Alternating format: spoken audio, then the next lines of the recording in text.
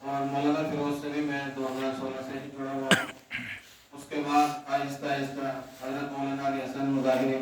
جو ہم سب کے سرپرست اعلیٰ اور ہم سب کے مربی و مرشد ہیں، پھر بعد میں ہم جمعیت سے جڑے تو ان کے ساتھ میں بھی پھر دینی تعلیم بورڈ کا انہوں نے ہمیں موقع دیا، پھر اسی کو آگے لے کر کے ہم چل رہے ہیں۔ اس کے اندر خاص باتیں کافی آ چکی ہیں، لیکن میں آپ سے یہ بتانا چاہتا ہوں کہ جو لوگ یہ کہتے ہیں کہ مکتب کے اندر ہمیں چلانے میں پریشانی آتی ہے، بچے اکٹھے نہیں ہوتے، بچوں کی تعداد نہیں بڑھتی، تو جب ہم جمعیت کے اس نظام سے جڑ جائیں گے اور اس کو منظم بنانے کی کوشش کریں گے، اس کو معیاری بنانے کی کوشش کریں گے، تو انشاءاللہ بچے جوق در جوق جڑیں گے اور اتنے جڑیں گے کہ آپ کو بٹھانے کی جگہ نہیں ملے گی کہیں۔ جیسے ابھی ہم ماشاءاللہ یہاں اکٹھے ہوئے ہیں، بیچ میں سے ہمیں ٹپائی نکالنی پڑی، اسی طریقے سے جس جگہ بھی ہم نے مکتب قائم کیے ہیں، پہلے ان مکتبوں کا حال یہ تھا، وہ کہہ رہے ہیں کہ 20 سال ہو گئے ہیں اور 20 سال میں ہمارے بہت امام آئے بھی ہیں، گئے بھی ہیں، لیکن آج تک ہمارے کوئی بچہ نادر نہیں پڑھ سکا۔ مگر یہ بچے آپ کے یہاں کتنے رہتے ہیں؟ بتایا کہ تقریباً 250 گھر ہماری مسجد کو لگتے ہیں، اور 250 گھر کا آپ اگر اندازہ لگائیں گے، نکالیں گے ریشو اس کا، کتنے بچے ہوں گے 250 گھر میں؟ پھر انہوں نے کہا کہ آپ جیسا مکتب آپ چلاتے ہیں ایسا مکتب آپ ہمارا بھی چلا دیں، تو میں نے ان کے یہاں مکتب شروع کیا۔ مکتب تقریباً 3-4 مہینے غیر منظم رہا، میرا اصرار ان سے یہ رہا کہ آپ اس کو منظم کریں گے تبھی تعداد بڑھے گی۔ بہرحال انہوں نے کہا کہ منظم کس طریقے سے ہو، تو اتفاق کہ ایک مرتبہ مجھے رمضان المبارک میں اس مسجد میں جانے کا موقع ملا، یعنی کہ وہاں بیان کرنے کا موقع ملا، تو میں نے یہی موضوع بنایا مکتب کا۔ پھر کچھ ان کے سمجھ میں آئی، کچھ دنوں کے بعد ان کی کمیٹی بیٹھی، بیٹھنے کے بعد انہوں نے کہا کہ آپ ہمیں وہ جو مکتب کا آپ طریقہ سمجھا رہے تھے وہ آپ دوبارہ ہمیں سمجھائیں۔ میں نے پوری کمیٹی کو سمجھایا، کمیٹی والوں نے پھر ان کے پیرنٹس کو جوڑا، پیرنٹس کو جوڑنے کے بعد وہ بالکل مزدور علاقہ ہے، مزدور طبقہ ہے، نئی بستی ہے، وہ کہنے لگے سارے مزدور لوگ ہیں، یہ فیس کیسے دے دیں گے، ان سے فیس کا انتظام نہیں ہو پائے گا، ڈریس یہ نہیں لے سکتے، بیگ یہ نہیں لے سکتے۔ میں نے کہا انشاءاللہ یہ سب کچھ لیں گے، ایک مرتبہ آپ کس نظام کو سمجھ لو جو ہم کہہ رہے ہیں۔ یہ جو نظام یہاں بتایا جا رہا ہے انشاءاللہ کل تک بتایا جائے گا، بالکل ہو بہو اسی نظام کے ساتھ ہم نے تقریباً 5 بچوں کو تیار کیا، جس میں سے خود میں نے بھی اپنی طرف سے کچھ ڈریس یا کچھ بیگ یا کچھ اس طریقے سے وہ چیزیں ہم نے دی ہیں ان کو، کتابیں۔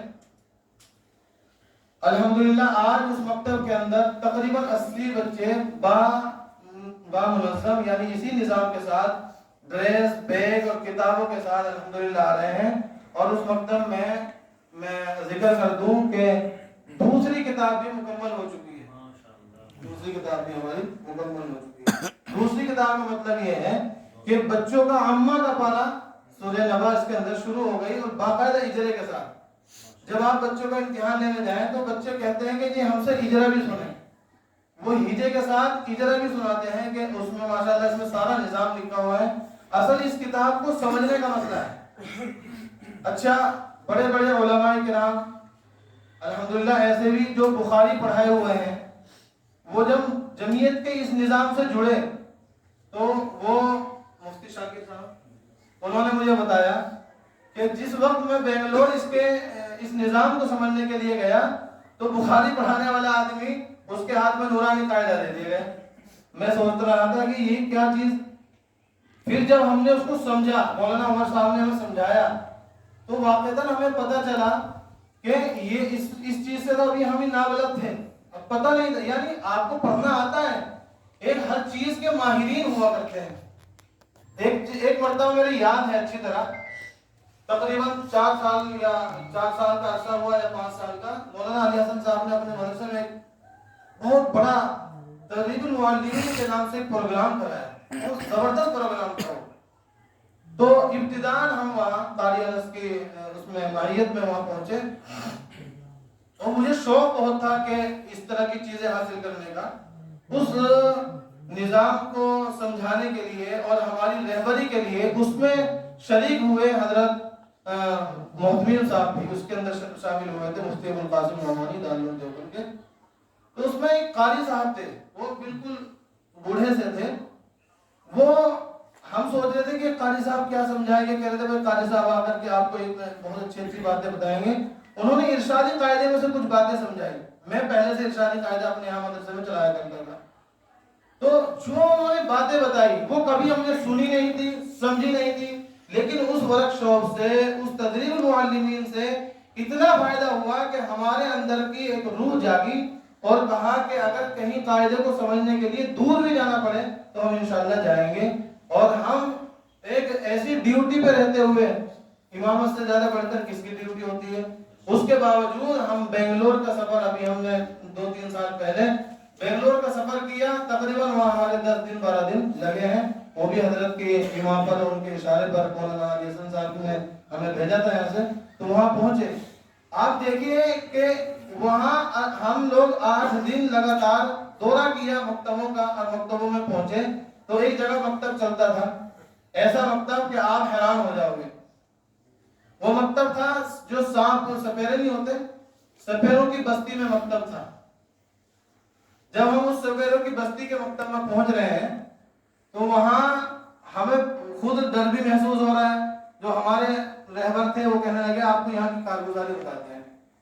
کہ جب اس بستی میں آئے 50 گھر تھے تو یہ لوگ کہنے لگے کہ بھائی ہم تو سپیرے کا کام کرتے ہیں اور ہم اپنے بچوں کو پڑھانے کے لیے فیس نہیں دے سکتے. جب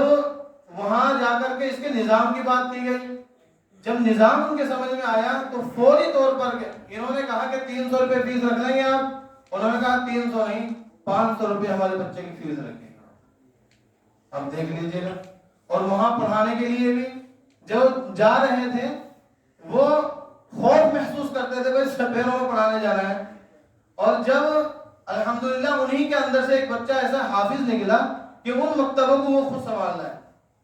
تو الحمدللہ ان مکاتب سے اتنا فائدہ ہو رہا ہے، اتنا فائدہ ہو رہا ہے کہ اگر ہم اس کے نظام کو سمجھ لیں، اس کے قاعدے پڑھانے کی ترتیب کو سمجھ لیں، اور ہم اس کی جو ترتیبات لکھی ہوئی ہیں، باقی تو یہ حضرات بتائیں گے.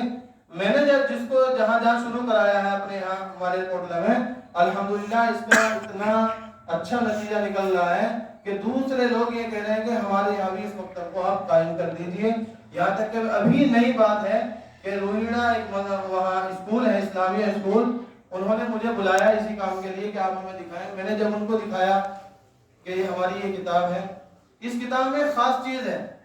وہ اگر اسکول والے، مدارس والے اور دیگر حضرات اس کو سمجھ لیں